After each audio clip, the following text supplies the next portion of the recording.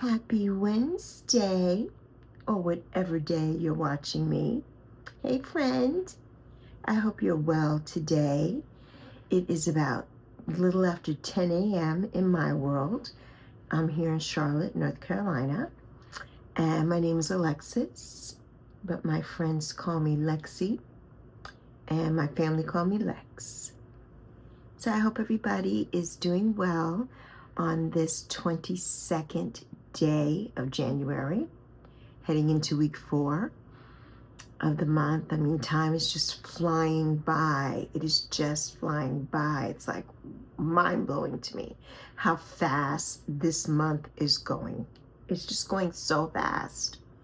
We had snow last night here in the Carolinas. So here in South Charlotte, where I live, we never really get snow. If it says it's going to snow, I'm like, nothing's going to happen over here. But it did. I went to pick up my daughter last night, and it was coming down pretty heavily, in my opinion. And the car was covered. It was just beautiful out. A little scary to drive inside my complex because they hadn't put down any salt or treated the roads or anything. They don't treat the roads if you live on a side street in a neighborhood, unless there's a school on your street or a hospital. Your street doesn't get, or your neighborhood does not get the brine. We have brine here, where most states, they put the salt down and they have the plows. We don't have any of that here, so we have brine. So they did brine the streets yesterday, and when I took my daughter to work yesterday morning, I noticed that. So I'm like, okay, well, they did brine. So the roads were fine. Everybody was driving slow, which was great, and so I appreciated that. It's been years since I've driven in snow. I mean, I lived in Chicago for 4 years during the blizzard. I was not driving at that time because I was 13 when the blizzard happened in 78. But yeah, I lived through that, where you couldn't even see your car when you came out the house. That's how much snow it was. Like, oh my God. And it was blowing here last night. It was really breezy. But we didn't have blizzard conditions, of course. Nothing like that. I mean, people in Chicago would laugh at this and say, this is what you call snow? But I mean, it cripples us here in the Carolinas. Let's face it. We're not used to this weather. So it was 20 degrees, I think, this morning, or 21. It might have been in the teens earlier. When I woke up, I think it was 21 degrees. So it's only going to be like in the 20s today. And so, yeah. But when I went down to the car this morning, I was a little scared because they hadn't put any salt out like on my steps or anything. And I have 3 concrete steps. Once I get down my flight of stairs, which is 16 wooden steps to get down to the front of the building where the cars are parked, there are 3 concrete steps, and I'm deathly afraid of ice and slipping and falling. I don't need that. I don't want to break a bone. I've never had a broken bone. I'm 60, never had a broken bone. If you're new here, I turned 60 back in August. And so, yeah, I'm a new sexagenarian, and I'm so thrilled. I feel like this is going to be the best time of my life, the absolute best time of my life. So anyway, but they did put the salt down this morning. So when I walked out this morning to get to the car, it wasn't too bad. This is the first year I'm 60. This is something else that I've just learned. I don't know if they do it where you live, but people put now their windshield wipers. You pull your windshield wiper away from the window when it's going to be icy or snowy conditions. I've never seen that before, never done that before until this year. I'm like, okay, that's something new. So I started doing that. So that was great. When I park my car, I back in. And so the sun or whatever hits. So my car doesn't have any frost on it or anything. So that was amazing. And I cleaned it off really good last night. But of course, I had the brush for the snow that you clean off your car with the scraper on the end of it. Can't find it anywhere because we never get snow. But thank God my windows were clear. Didn't have to worry about that this morning.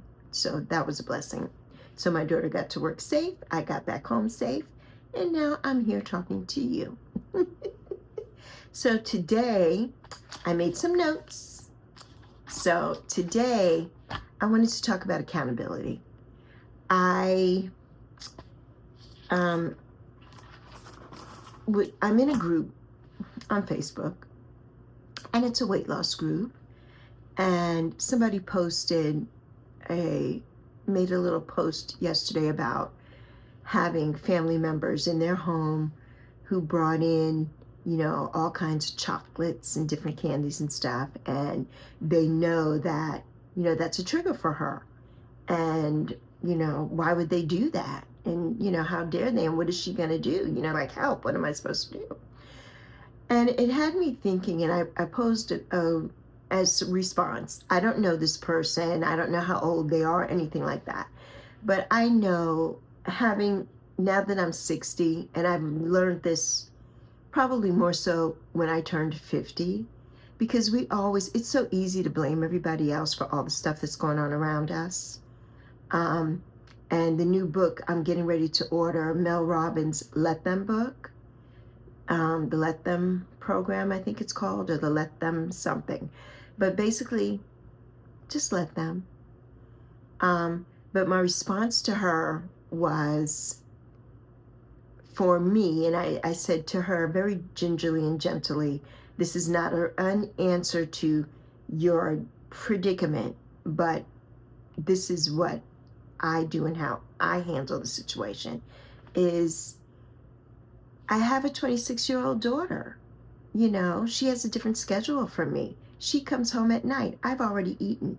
During the winter arc I started, as soon as it gets dark, I don't put anything else in my mouth. Now, that doesn't happen every day.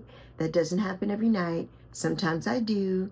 Sometimes I'm snacking on something, which is really bad, which is why I'm getting ready to do the 40-day sugar fast, which we'll get into later on in these videos. But anyway, when she comes home from work, she brings home her dinner, sometimes from work, or she'll come in, she'll make something, and she'll be making things, and I'll smell it, and I'm like, God, it smells so good. Sometimes I don't even know that she's preparing something with me included, and she brings me a bowl of something. It's up to me to say, no, I can't have that, because I made the commitment to myself, and I'm trying to be consistent, which is my word for 2025, consistency and authenticity, which authenticity is all you're going to get here on this channel, by the way. It's very authentic. But consistency for me is saying no. I'm freaking 60 years old. It's not my problem that, okay, she may have brought home a box of chocolates or a thing of grapes, and I love grapes, but I can't eat them late at night. I'm a type 2 diabetic. I know what works for me and what doesn't work for me, which of course, that's all of us. We know what works for us, but we still will push the limits and push those buttons every time and do it knowing that the outcome is not going to be good for us. So I know that, okay, if she brought home a box of chocolates and everything, and they're here in this house, that doesn't mean that I have to participate and I have to put that in my mouth. It doesn't mean that.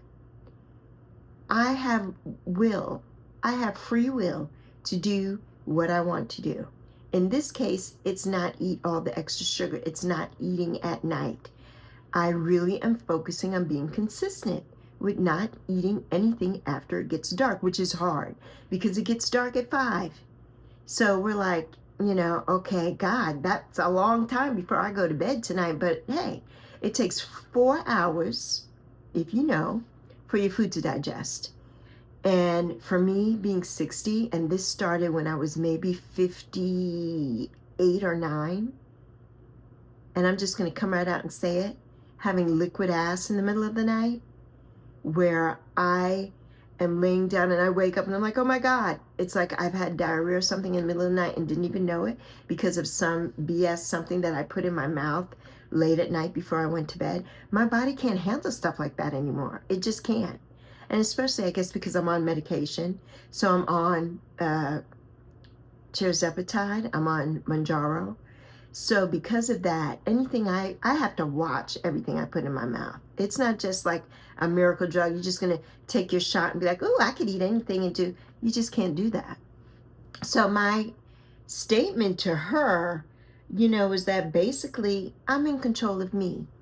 And it doesn't matter what's going on around me, who's eating, McDonald's every day, and I love McDonald's, the smell of it, the French fries, the smell of that. But I know that that's not for me, so I'm not going to have it, and I'm not going to do it. You know what I mean? So you can't make other people accountable for what you do. You just can't.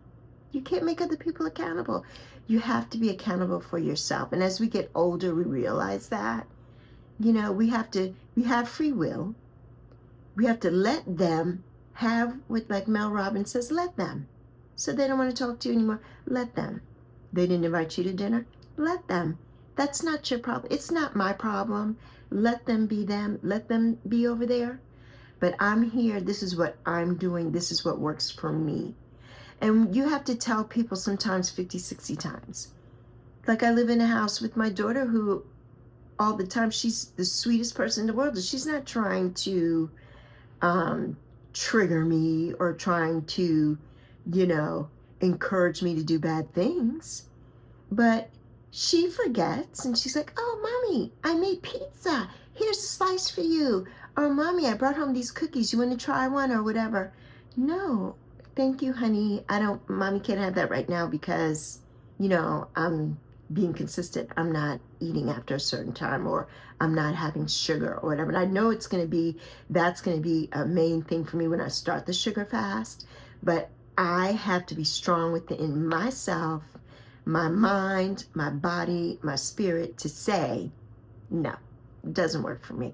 I can't do it because I know what's going to happen to me. You do you, boo. But I'm going to do me. So that's my Lexi Talk for this Wednesday, January 22nd. I'm so glad you're here. I love this platform, and I'm happy. I'm really happy. And I hope that you enjoy and you stick around and watch everything else that I post. And things will get better as time goes along. I'll get better once I get more equipment and everything. I don't have that financially. I can't do anything else but what I'm doing right now. And I'm comfortable with this. And so I just hope that you love me, my unedited mistakes and all vlogs on this channel, my mini vlogs, my Lexi Talks, because they're not TED Talks, but we're Lexi Talks over here. And I appreciate you being here. I have a new subscriber. I have a couple of people that left me some beautiful comments yesterday. Jupiter left me, Michael, I think, or Mikhail, and my beautiful Nancy. So thank you so much. I appreciate it. And I have 14 subscribers now. So we are moving up. I said I wanted to get to 10 and now I'm at 14. So mindset, have it, anything is possible. So as always, deuces, love you plenty. Until next time, folks.